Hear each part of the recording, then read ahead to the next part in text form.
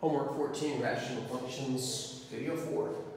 Graphing rational functions, the 7-step process. Example 1. The 7-step process is just, as its name sounds, it's a process involving 7 steps that you can use to sketch the graph of a rational function by hand. Now I'm fully aware that there are technologies and graphing utilities where you just hit buttons and it goes boom, graph. And that's nice and all, but this is a theoretical class and therefore we're going to attack it theoretically. In other words, how much of this can we do without a calculator? And honestly, the answer is all of it. Now, when you see these problems in your homework, and I think there's only 3 of them, maybe 4, it does have 7 parts, and the 7 parts will be, is the function odd, even, or neither? And remember, we can get symmetry from that. Find the vertical asymptote, find the horizontal asymptote, find the x-intercepts, find the y-intercepts. That shouldn't surprise you. Find other points as necessary, and in the homework, they'll tell you which other points to find. Then put it all together to make a graph. So it's actually not that difficult. It's just a bunch of small steps to jump through. For example, let's take a look at this function that we've already analyzed quite a bit. F of x equals x plus 3 over x squared minus 4. We did look at its asymptotes already, but as we go through the 7 steps, I'll remind you where they came from. So let's start with step 1, which is odd, even, or neither. And remember, the definition of odd is when you put in a negative x, you get the opposite of plugging in a positive x. That's odd. And the definition of even is when you put in a negative x, you get the same answer as putting in a positive x. So we need to start by putting in a negative x and seeing, do we get the original function or do we get the opposite of the original function? So let's start by going to the function and replacing each x with a negative. So the x on top becomes negative, followed by a plus 3. The x on the bottom becomes negative, gets squared, and then a minus 4. Well, let's not dilly-dally. When you square negative, it becomes positive. So the negative on the bottom disappears. Right away, you can instantly see that this is not the original function. It still has an extra negative. So it's not equal to the original, which means it's not even, which means it doesn't have y-axis symmetry. But we also have to compare this to the negative of the original function to see if it's odd. Now, you have to be a little careful when you're erasing black marker with your finger. That's not what I was going to say. You have to be a little careful when you put a negative in front of a fraction. The negative of the original function looks like this. Because when you have a negative in front of a fraction, there's actually 3 places you can put it. Leave it in the front, distribute it to the top, or distribute it to the bottom. I know if I distribute it to the bottom, it's going to make the denominator look different, so let's not do that. If I distribute it to the top, I'll get negative x minus 3 over x squared minus 4, which is still not the original function. Excuse me, it's still not f of negative x. Remember, for odd, we're comparing f of negative x to negative f of x. F of negative x is right here. Negative f of x is here. Those guys aren't equal. This is not odd. This was a lot of work just to say neither. Now, there is a way to look at a rational function and go, you're odd, you're even, you're neither, but it's probably more trouble than it's worth because I think it only applies to 1 or maybe 2 problems. Worst case scenario, guess, and move on. But if you really want to get the credit for this, you are going to have to go through the process of checking, is it even or odd? So what we know about this function is it is neither. So I'm going to erase this. If you didn't get it, pause the video, back it up. I know I went through it kind of quickly, but this isn't a lesson on even and odd functions. It's neither, and what that implies is that there's no y-axis symmetry, and there's no origin symmetry. Remember, origin symmetry for odd functions means that you can rotate the graph 180 degrees and it matches itself. So you only have to graph the left or the right, rotate it 180 degrees, and you get the left. If it were y-axis symmetry, you would fold it. So you would graph the right, fold it over here, and then you would get the left half of the graph as well. Vertical asymptotes. We've already talked it, but let's go ahead and review real quick. You start by solving the denominator equal to 0. That gave us x equals plus or minus 2. And recall that neither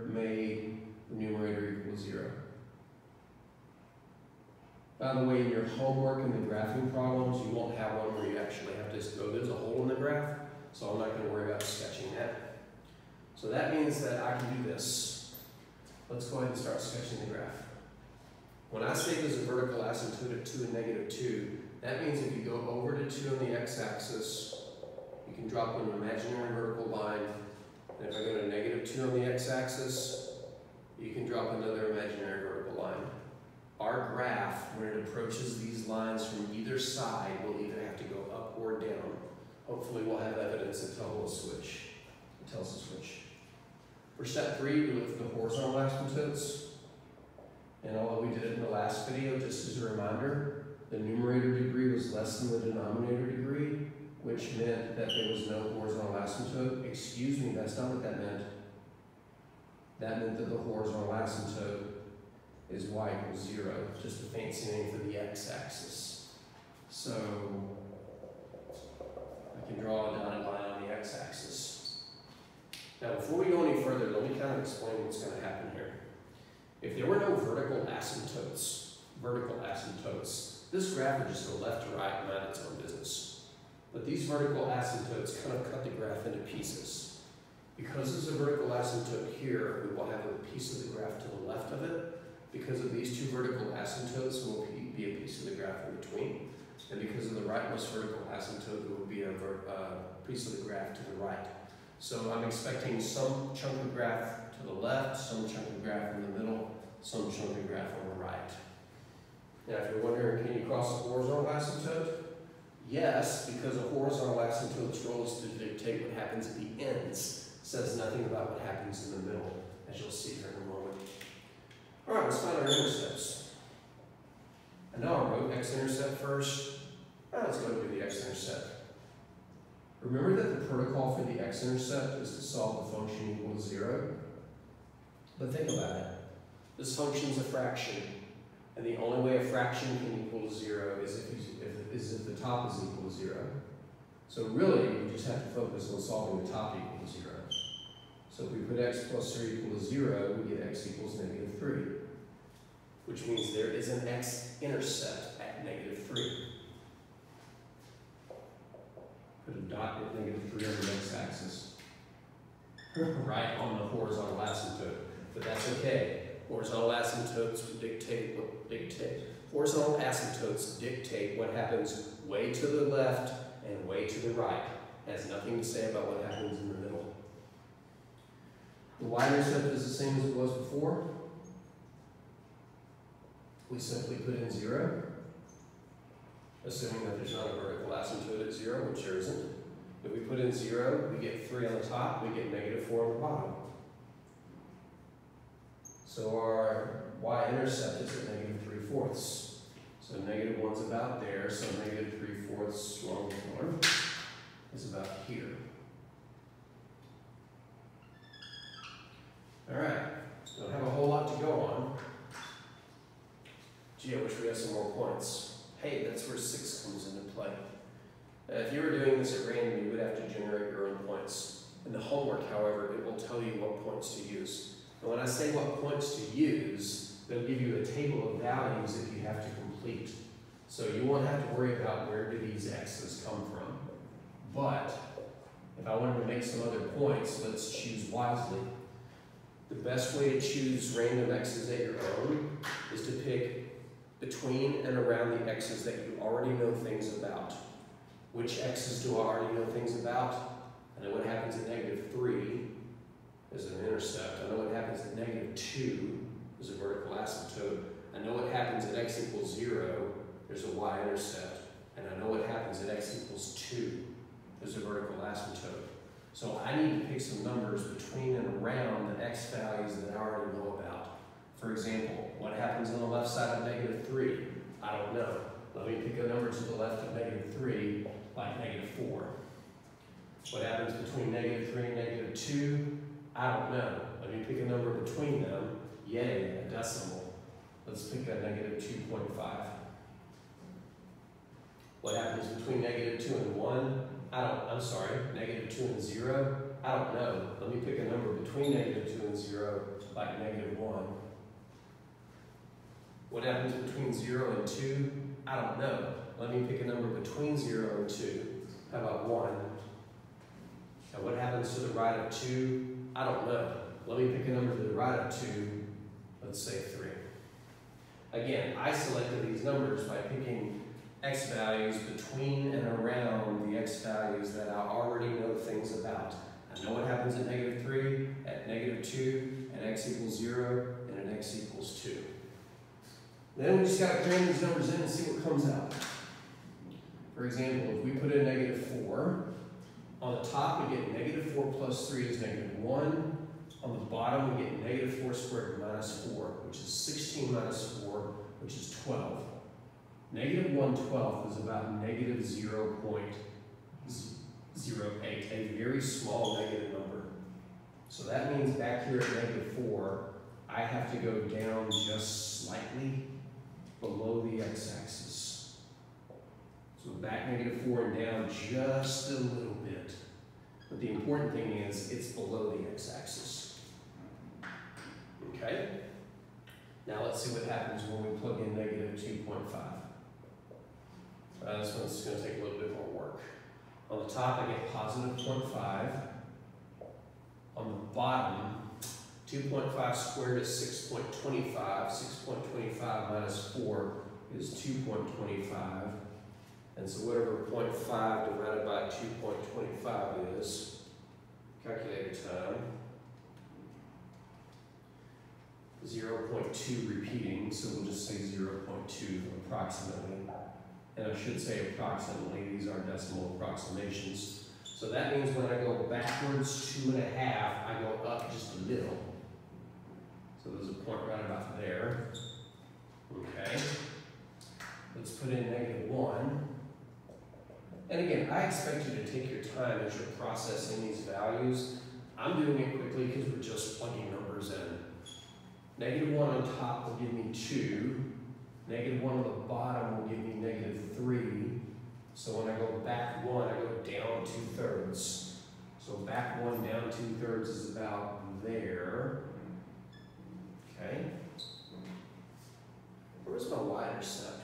3/4. So it's a little bit lower, as it should be, the y-intercept. When I put in 1, I get 4 on top. I get -3 on the bottom, that's -1.3 repeating. So when I go over 1, I go down 1 a little bit more. I'm starting to see a shape develop in the middle here. And then when I put in 3, I will get 6 on top. I'm looking up here. 3 squared is 9, 9 minus 4 is 5. I get 5 on the bottom, that's 1.2. So when I go over 3, I go up 1.2, so about up there somewhere. And notice I'm not being super accurate with how far up or down I go. It's just as long as it's positive, it goes up, negative, it goes down. And when I get numbers close to each other like these, I'm going to put them relatively correct to each other. So what does this tell me? And is it time for step 7? And the answer is yes. Recall what I said earlier, that if there were no vertical asymptotes, this graph would just go left to right, we would connect the dots, no problem. But because of the vertical asymptotes, as we get closer to them, we either have to shoot up or shoot down. I'm regretting doing this example first because this is actually harder than most of what's in your homework. I'll do an easier one next and a weird one last. But let's start with what happens when we go to the left. As we go to the left, we have to get closer to this horizontal asymptote. So as I connect these, it's going to dip down briefly, but I have to approach the horizontal asymptotes, which is going to kind of ooch back up and start getting closer to that line. Now let's see what happens as we move to the right. This seems to be curving up, and since I'm approaching a vertical asymptote, I should probably go up. Now the contrary student will say, how do I not know it's going to turn around and go down? Here's how I know. If it did turn around and go down, it would have to cross the x-axis, and there would have to be another x-intercept. But there wasn't. Don't overthink these. We'll get to the middle in a second. I'm going to go to the right. We don't have a lot of evidence over here. We have 1 dot. But here's what I know. I've got to get closer to this line and closer to this line, and I have to go through this dot. Usually the left or right side of these are just what I call boomerangs. When you don't have much evidence, rely on the asymptotes and the fact that the graph is supposed to get closer. Now in the middle we have an interesting phenomenon. Because if we connect these dots to the right, it looks like it's about to plummet downwards, and it will. Because if it turns around, it would have to cross the x-axis. There are no more x-intercepts. But what is the left part of this going to do? Is it going to continue going upwards? It can't. Because if it did, it would have to cross the x-axis, and there's not an x-intercept there. So this actually arcs downward like that. It looks so sad. Actually, it looks more like a screen mask, I think. So when it comes to the 7-step process, it is a little lengthy, and it slows down a little bit here because you have to do some calculations. But in the homework, they'll give you the values to plug in. We'll take a look at least one more example, maybe two more. I think I owe you an easier example. That was a long video.